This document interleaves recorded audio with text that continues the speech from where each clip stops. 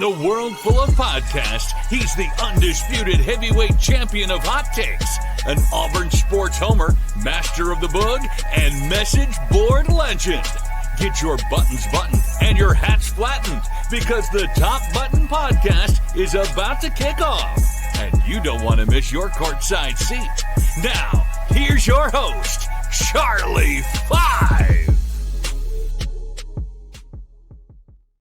Yes, sir. We're back with a bonus episode of the Top Button Podcast, and I got a very special guest. I got my man, Jo Simmons, left tackle, right tackle, doesn't matter. We can play anywhere, but one of your starting offensive linemen for the Auburn Tigers this year is going to join us, and we're going to talk about fall camp. We're going to talk about everything leading up to the Aflac Kickoff Game between Auburn and Baylor. You can actually get those tickets now. You can go to aflackog.com/tickets. They're on sale now. You better go ahead and load up because I'm sure they're going to go fast as we're only 16 days away. Joe, man, thank you for doing this and welcome to the show. No problem. It's a pleasure to be here, and I'm happy to speak to you today. Yeah, so I want to start off with the things everybody want to know about, and we got to know about the hotel. We got to know about the camp. You have played a ton of football. I want to know what was going through your head when they said, turn in your keys, no girlfriends, no anybody. We're going to stay in a hotel for 13 days, and we're going to get after it. Well, hey, for me, it was quite an upgrade because – for the past 4 years, I've been in a dorm for camp. So, it's nice having, a freshly made bed when you come back and new towels and stuff. You don't have to bring your own towels. So that aspect, I was like, this is sick. I would not complain about being in a hotel, and I've always had my keys taken away for camp. So it's not, on that sense, it wasn't really anything new. But just like, to be fair, everyone's making a big deal about the hotel.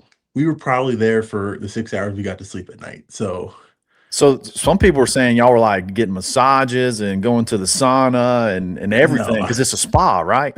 I never saw those articles. If it was a spa, I've never seen it. There was some other part of the hotel. I mean, also we weren't getting back till like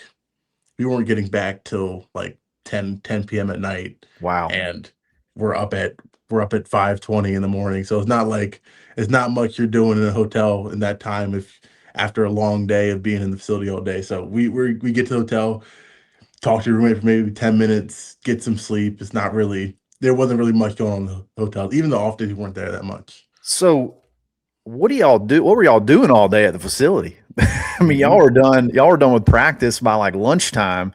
What were you doing in between that time between then and when you go back to the spa?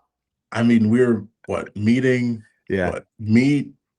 We lifted every day we practiced. So meet, lift, practice, walk through, meet again, team meeting, and then meet after the team meeting. The meetings before the meetings and the meetings after the meetings. I dig it. Who was your roommate? It was Parker Pritchett.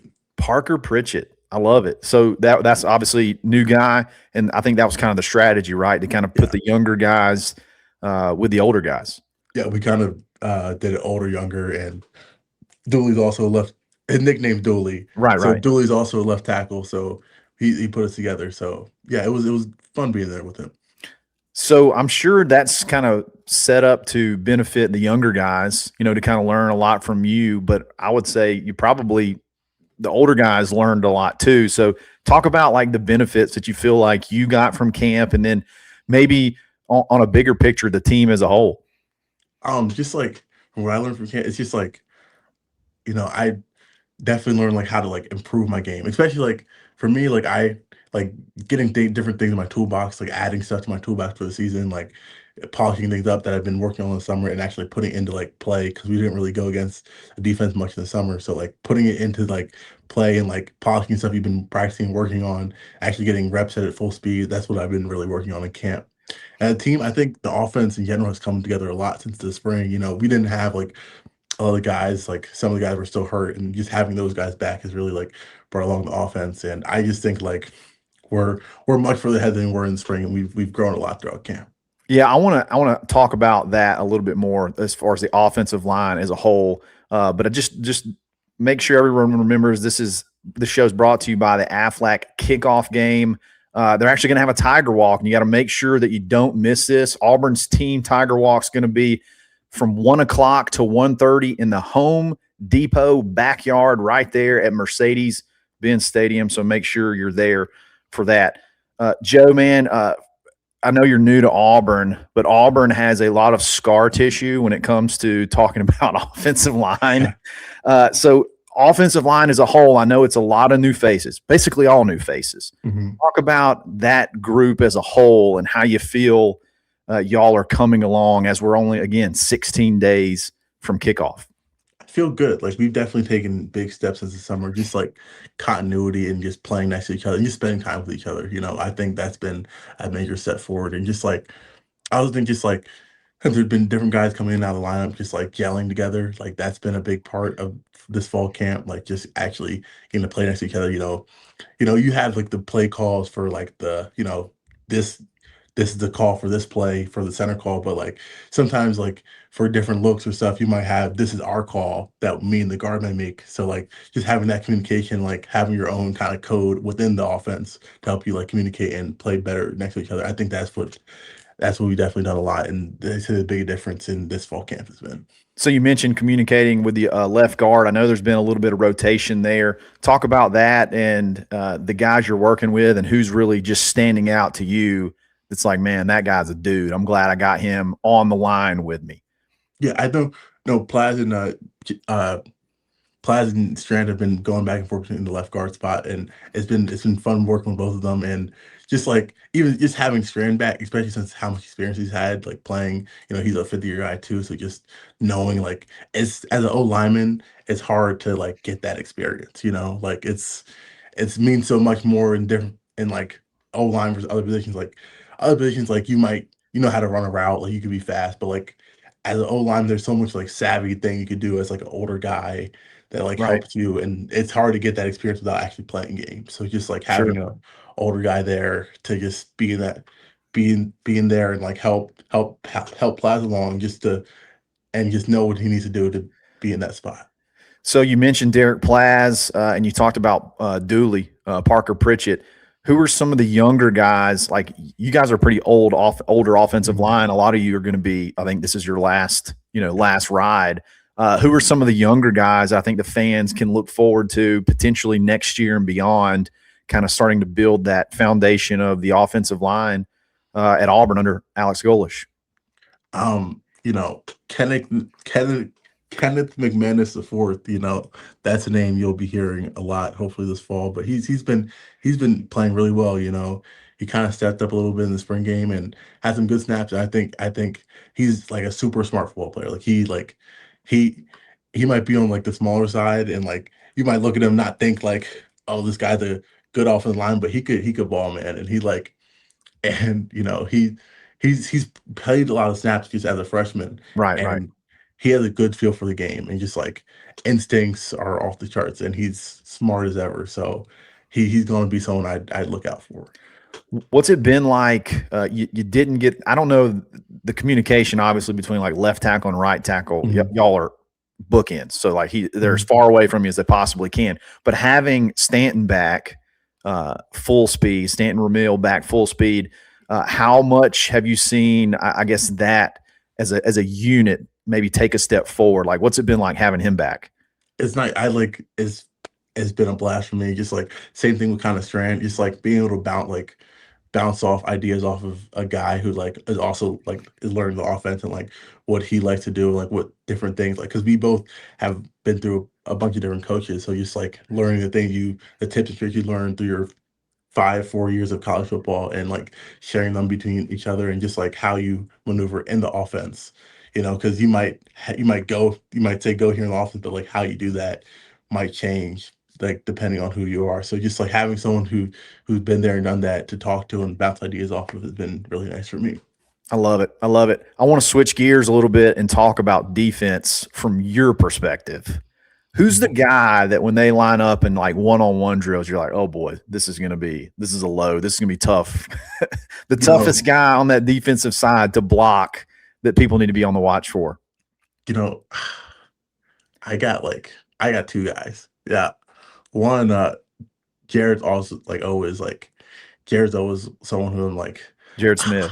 Jared Smith, because he's, he'll line up in a wide whatever, and for as big as he is, he's athletic as ever, and he could get off the ball. So just like getting off the spot and like getting to the spot, he like if you don't take a good set, he can just beat you off the ball. So that I think, Right. and he's long enough to win with power and a long arm. So I think like he does a lot just from his like his attributes and how big and long he is and how athletic he is. So that's always something to deal with. And then another person that's like really like taking a big step this camp, like D Smith, it's like he's been balling, man. Like he's twitched up, and like he's been all over the line. He's Darian, making you're some talking about. plays. Yes.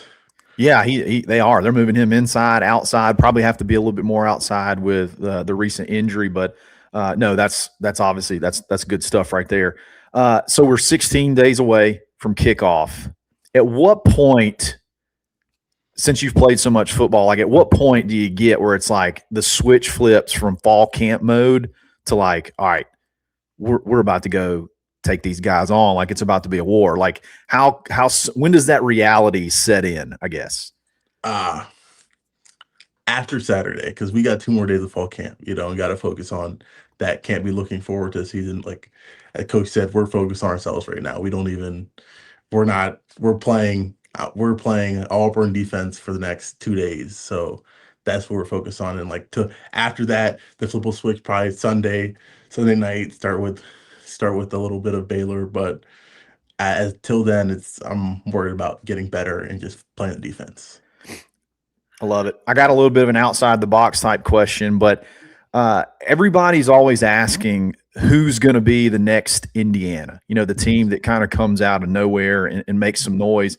You obviously have some familiarity with Coach Sig. And what's funny is Auburn has traditionally been the Indiana. Like Auburn's typically the ones that kind of comes out of nowhere and surprises everyone. So my question is, like, Alex Golesh, probably from an offensive philosophy, they're probably pretty far apart, but there seems to be like a lot of similarities between the two as far as, culture being an important thing. Talk about that and like how that whole process is going, and like maybe some similarities you see, and then the culture overall at Auburn right now. The biggest things I see, just like someone being in it and also like being around that staff, the biggest things like you usually see that a team turn around like that is like, one, they have good players, and I think Auburn has that. Like it's not like we're lacking for players, and Right. The defense was what it was last year, and even the offense last year had a lot of good players on it. So, and I think just like you take good players and like maybe like a staff like that wasn't as good before, and a staff that comes in and like flips it and takes those guys that were already there and like elevates them to a new level. That's where you see like those teams come out of nowhere. Like the talent was already there. You just need someone to actually put them in the right spots and like do and put in the work on the coaches end to really get them where they need to be. So I think that's like, and I think we have that here. Like you could ask anyone, like Golesh and the offensive staff, defense staff, they work constantly. So I think just like having the players and the coaches and you might, if you don't have one of them, it's not going to be successful either way. So I think when you marry those two things together, you get a team that surprises you out of nowhere. How many hours a night do you think Coach Golesh sleeps? Can't be very many, right? I can't be. I don't. If someone told me he didn't sleep, I wouldn't be surprised. I love it. I love it, man. Dude, thank you so much. If you had a message for Auburn fans, again, 16 days away from kickoff, what would you like to tell them? I'd say just show up, as you guys have always done, and we're going to be ready for you guys to show you what we've been working on all this offseason. I love it. I love it. Joe, man, thank you for joining us. Don't forget, the Aflac Kickoff Game is only 16 days away. You can actually get merchandise too by going to aflackickoffmerch.com. Make sure you follow Aflac Kickoff on Instagram, X, Facebook for game day updates and more. We're going to get out of here. It's another episode of the Top Button Podcast. Stay buttoned. Thanks for listening, and drive home safely.